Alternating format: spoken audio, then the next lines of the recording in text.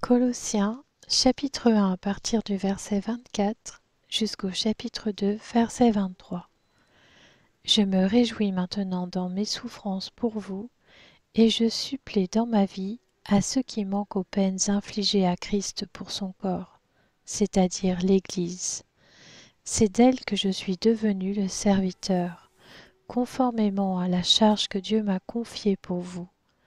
Annoncer pleinement la parole de Dieu, le mystère caché de tout temps et à toutes les générations, mais révélé maintenant à ses saints.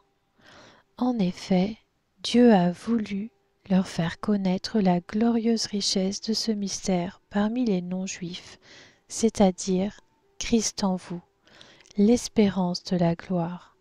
C'est lui que nous annonçons, en avertissant et en instruisant toute personne en toute sagesse, afin de présenter à Dieu toute personne devenue adulte en Jésus-Christ. C'est à cela que je travaille en combattant avec sa force qui agit puissamment en moi. Colossiens chapitre 2. Je veux en effet que vous sachiez à quel point il est grand le combat que je soutiens pour ceux qui sont à Laodicée et pour tous ceux qui n'ont jamais vu mon visage. Je combats ainsi afin que, unis dans l'amour, ils soient encouragés dans leur cœur et qu'ils soient enrichis d'une pleine intelligence pour connaître le mystère de Dieu, aussi bien du Père que de Christ. C'est en lui que sont cachés tous les trésors de la sagesse et de la connaissance. Je dis cela afin que personne ne vous trompe par des discours séduisants. En effet, même si je suis absent de corps, je suis avec vous en esprit, et je vois avec joie le bon ordre qui règne parmi vous et la fermeté de votre foi en Christ.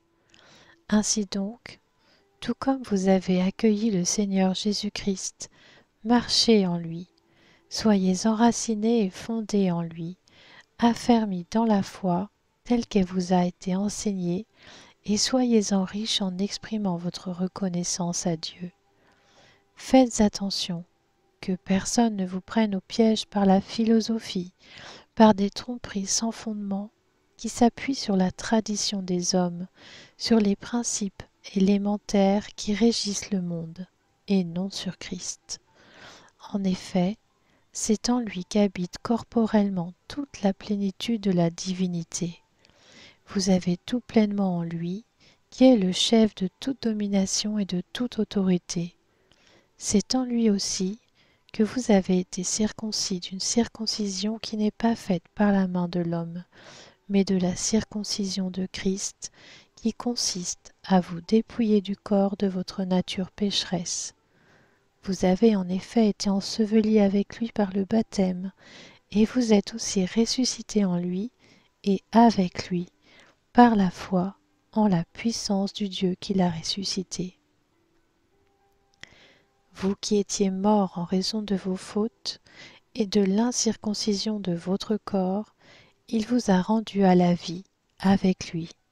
Il nous a pardonné toutes nos fautes. Il a effacé l'acte rédigé contre nous qui nous condamnait par ses prescriptions, et il l'a annulé en le clouant à la croix. Il a ainsi dépouillé les dominations et les autorités et les a données publiquement en spectacle en triomphant d'elles par la croix. Que personne donc ne vous juge au sujet du manger ou du boire ou à propos d'une fête, d'un nouveau mois ou du sabbat. Tout cela n'était que l'ombre des choses à venir, mais la réalité est en Christ. Que personne, par son goût d'une fausse humilité et du culte des anges, ne vous prive de la victoire. Plongé dans ses visions, un tel homme est sans raison enflé d'orgueil sous l'effet de ses pensées toutes humaines, et il ne s'attache pas à celui qui est la tête. C'est pourtant d'elle que tout le corps, bien nourri et solidement assemblé par ses articulations et ses liens, tire la croissance que Dieu donne. Si vous êtes mort avec Christ aux principes élémentaires qui régissent le monde, pourquoi, comme si vous viviez dans le monde, vous soumettez-vous à toutes ces règles? Ne prends pas, ne goûte pas, ne touche pas. Elles ne concernent que des choses destinées à disparaître dès qu'on en fait usage. Il s'agit bien là de commandements et d'enseignements humains. Ils ont en vérité une apparence de sagesse car ils indiquent un culte volontaire de l'humilité et le mépris du corps, mais ils sont sans aucune valeur et ne servent qu'à la satisfaction personnelle.